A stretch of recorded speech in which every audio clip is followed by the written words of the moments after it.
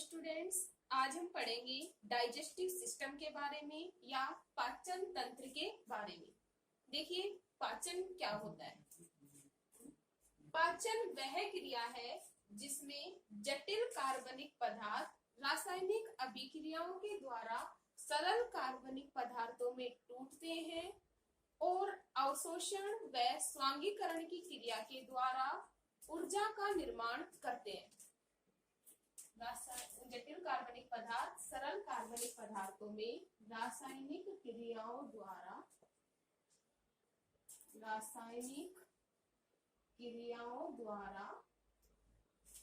विखंडित होते हैं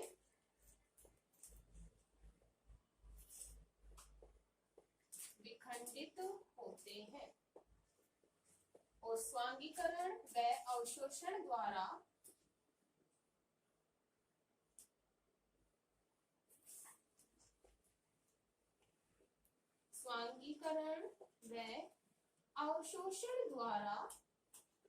ऊर्जा उत्पन्न करते हैं।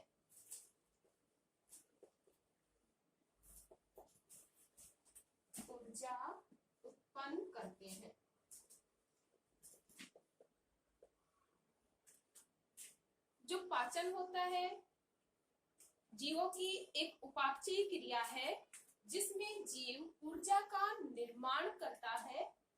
अलग अलग पदार्थों का जो पाचन होता है उसके द्वारा अलग अलग पदार्थों का निर्माण होता है।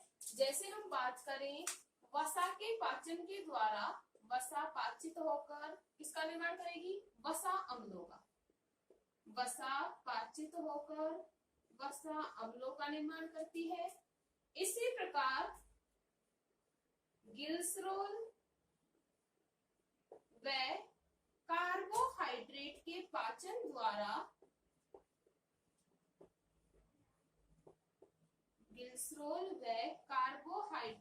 पाचन द्वारा मोनोसैकेराइड्स का निर्माण होता है।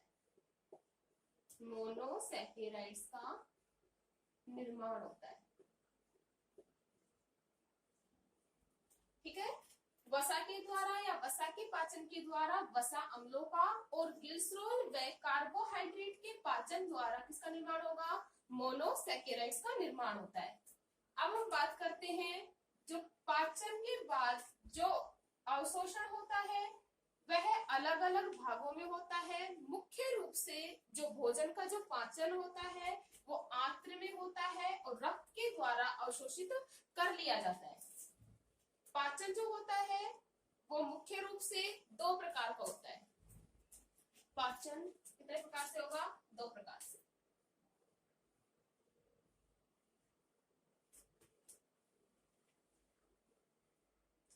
पाचन जो होता है वो दो प्रकार का होता है। एक तो होता है इंट्रासेल्युलर या अंतराकोशिकीय पाचन। कोशिकीय पाचन। और दूसरा होता है अंतरकोशिकीय पाचन।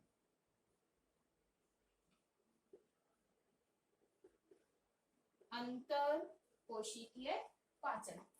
बात कर रहे हैं हम अंतराकोशिकीय पाचन की। तो जो अंतराकोशिकीय पाचन होता है वो पाया जाता है निम्न श्रेणी के जीवों में, जैसे पोरीफेरा, संघ पोरीफेरा,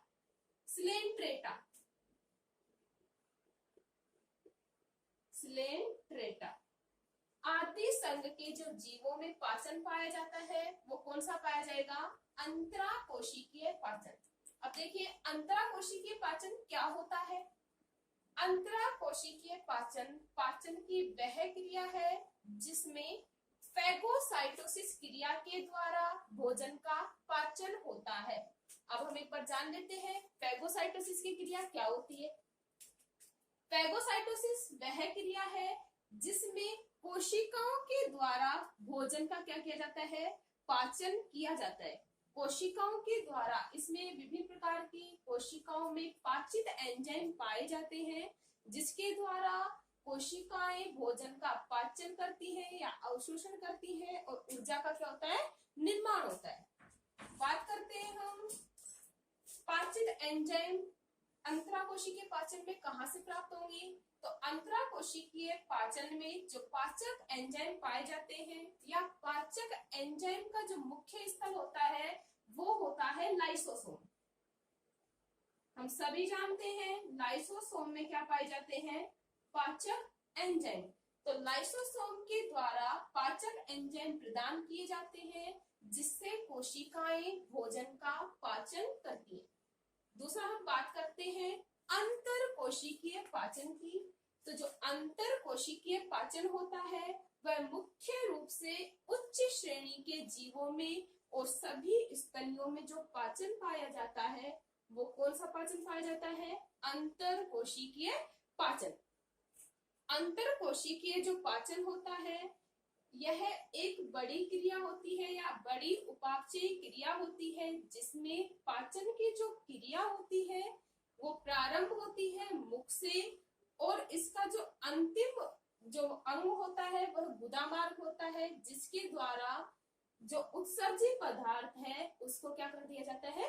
त्याग दिया जाता है। मैं एक बार वापस से रिपीट करती हूँ कि पाचन क्या होता है। हम वापस से देखते हैं। पाचन पाचन एक ऐसी क्रिया है जिसमें रासायनिक अभिक्रियाओं के द्वारा जटिल कार्बनिक पदार्थ सरल कार्बनिक पदार्थों में टूटते हैं। इस क्रिया को क्या कहते हैं? पाचन। और सांगीकरण व अवशोषण के द्वारा ऊर्जा का निर्माण होता है क्योंकि हम सभी जानते हैं जीवों की जो मूलभूत आवश्यकताओं की पूर्ति या जीव जो भी क्रियाएं करता है वो किसके माध्यम से करता है? ऊर्जा के माध्यम से करता है। इसलिए ऊर्जा का निर्माण होना अत्यंत आवश्यक है। अलग अलग पदार्थों के पाचन की क्रिया के द्वारा अलग अलग पदार्थों का क्या होगा? निर्माण होगा। जैसे वसा के पाचन के द्वारा किसका निर्माण होता है? वसा अम्लों का। इसी प्रकार ग्लिसरॉल व कार्बोहाइड्रेट के पाचन के द्वारा किसका निर्माण होता है? मोनोसैकेराइड्स का। हम बात कर रहे हैं टाइप्स ऑफ डाइजेशन या पाचन के प्रकार की। तो जो पाचन होता है वो कितने प्रकार से हो रहा है?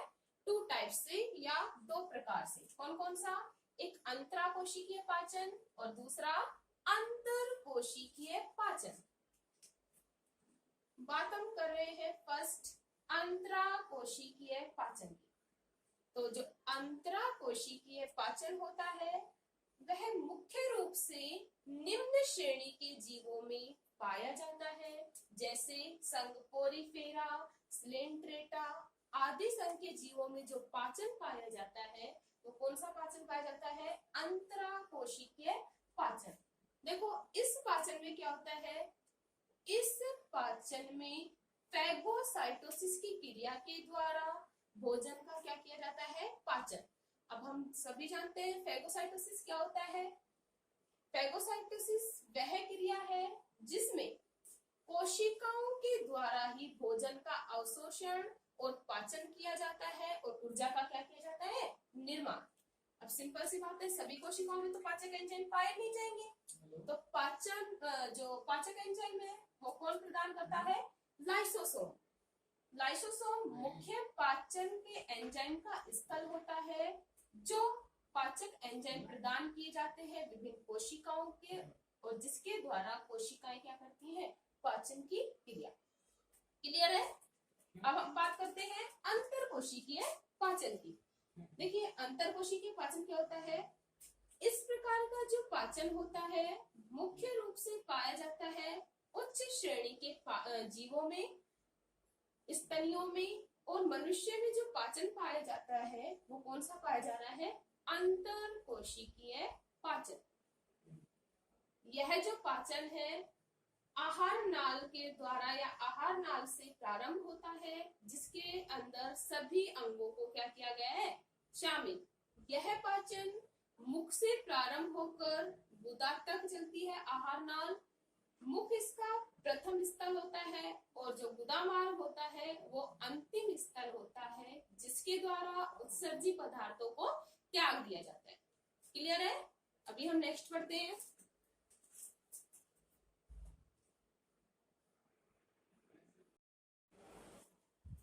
अंतरकोशिकीय जो पाचन होता है यह पाचन कोशिका के बाहर आहार नाल में होता है। मुख्य रूप से हम एग्जाम्पल देख सकते हैं, जैसे कशेरुकियों में जो पाचन पाया जाता है वह कौन सा होगा, अंतर कोशिकीय पाचन। सिफेलोपोड्स में जो पाचन पाया जाएगा वो कौन सा होगा, अंतर कोशिकीय पाचन। आहार नाल क्या होती है, एक बार हम आहार नाल के बारे में जान लेते हैं।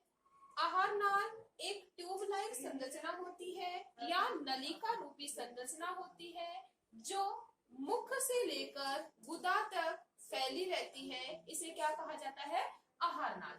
तो अंतर कोशिकीय पाचन कहाँ होगा, कोशिका के बाहर आहार नाल में। और कहाँ किसमें पाया जाएगा, जैसे उच्च श्रेणी के जीवों में।